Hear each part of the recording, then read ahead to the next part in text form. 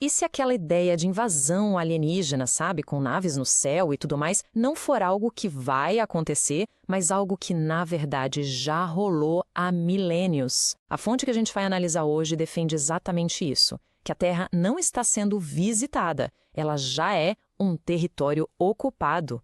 Bom, vamos mergulhar de cabeça nessa história. Olha, a primeira coisa que vem à cabeça quando se fala em alienígena é quase sempre um disco voador, né? Mas a fonte de hoje chega para questionar isso de um jeito bem direto. A ideia é que essa imagem toda tão popular talvez seja uma grande cortina de fumaça. Então, a tese central é basicamente a seguinte: os tais discos voadores seriam uma distração. A teoria diz que, na verdade, são naves de espionagem humanas feitas para cruzar fronteiras sem serem detectadas. O jeito que os alienígenas viajariam mesmo seria muito mais avançado, usando portais interdimensionais, os famosos buracos de minhoca. Ou seja, eles não precisam viajar até aqui, porque na prática eles já estão aqui. Mas para entender como eles teriam chegado e, principalmente, permanecido, a fonte nos leva numa viagem de milhares de anos no tempo, para uma época em que essa presença toda não era nem um pouco secreta. Pelo contrário, era abertamente adorada. A teoria sugere que lá nas primeiras grandes civilizações, como a Suméria e o Egito, esses seres não humanos conviviam abertamente com a gente. Eles não eram vistos como invasores, de forma alguma. Eram os panteões, os detentores de toda a sabedoria. Eram literalmente adorados como deuses. E é aqui que entra um conceito fundamental, o da linhagem divina.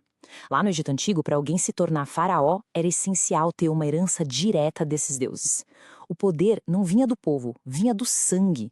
Uma linhagem que, segundo a mitologia egípcia, se originava diretamente do deus Horus. E essa transição, essa passagem de bastão, fica bem clara na linha do tempo. A fonte cita documentos como a Paleta de Narmer, que contam sobre uma dinastia de deuses que governaram antes dos humanos. O reinado de Narmer, que foi o primeiro faraó humano, teria sido uma sucessão direta do deus Horus. Isso marca uma transferência formal de poder de um governante não humano para um humano, mas com a mesma linhagem de sangue. Ok, agora vamos dar um salto gigantesco para o mundo de hoje. A fonte defende que esses seres não sumiram do mapa. Eles só mudaram de estratégia. Trocaram o governo aberto por uma influência bem mais discreta. A alegação é que essas mesmas linhagens de sangue hoje estariam infiltradas nas estruturas de poder do mundo todo, agindo como verdadeiros camaleões, usando a forma humana para passar batido, escondendo a verdadeira natureza até o momento em que decidam se revelar. E onde eles estariam exatamente? Bom, segundo a teoria, em todos os lugares que realmente importam. Famílias com essa linhagem estariam no topo do poder econômico, político, nas monarquias e no alto comando militar. Elas supostamente lideram ordens secretas e colocam fantoches políticos para governar o mundo seguindo os interesses deles. E é agora que a história toma um rumo, digamos, cinematográfico. Ela foca num evento bem recente que, de acordo com a fonte, teria exposto essa realidade oculta de uma forma nunca antes vista. A data é bem específica. A fonte aponta para o dia 4 de janeiro de 2009. Foi quando um suposto portal interdimensional de uma magnitude imensa teria ficado visível ali no Golfo de Aden, na costa da África. O fenômeno é descrito como um círculo misterioso de anéis metálicos que dava para ver a olho nu parado no céu. Ele emitia cada vez mais raios gama que vinham tanto de debaixo da Terra quanto do oceano, e o campo eletromagnético dele era tão forte que chegava a afundar barcos pequenos. E o que deixa essa alegação ainda mais impressionante é a suposta resposta internacional. Mais de 300 navios de guerra de países que normalmente são rivais, como Estados Unidos, Rússia e China, teriam ido todos para a mesma área. Uma mobilização militar dessa escala em um único ponto do mapa, isso é algo extremamente raro de acontecer. Mas por que essa frota toda estaria lá? A fonte cita um suposto relatório do almirante Maximov, da Marinha Russa, que teria dado uma declaração bem alarmante. O objetivo não seria combater piratas ou algum conflito humano, mas sim defender o planeta de uma ameaça sobre-humana que poderia sair daquele portal.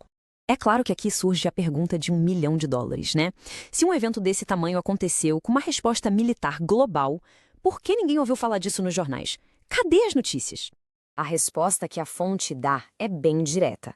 A mídia não noticiou porque ela já estaria sob domínio dessas mesmas linhagens. Afinal, se eles já controlam a política e a economia, controlar a informação seria o passo mais lógico para manter tudo isso em segredo. Faz sentido, né? E tudo isso nos leva a uma conclusão bem inquietante que a fonte apresenta sobre o futuro da humanidade e sobre o que uma invasão alienígena realmente significaria. Então, o ponto principal é este. A fonte diz que não adianta ficar esperando por uma invasão, porque ela já aconteceu. A Terra já seria um território dominado por uma facção alienígena. Portanto, qualquer grande conflito que a gente veja no futuro, com naves no céu, não seria uma nova invasão, mas sim uma guerra entre gigantes, uma outra facção tentando tomar o controle do planeta para si. E isso tudo nos deixa com uma última pergunta, que é bem provocadora. Se um portal como aquele de Aden se abrir de novo, quem vai passar por ele?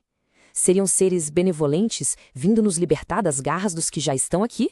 Ou seria só uma nova facção, uma nova ameaça querendo disputar o controle do nosso planeta? A fonte deixa essa questão no ar.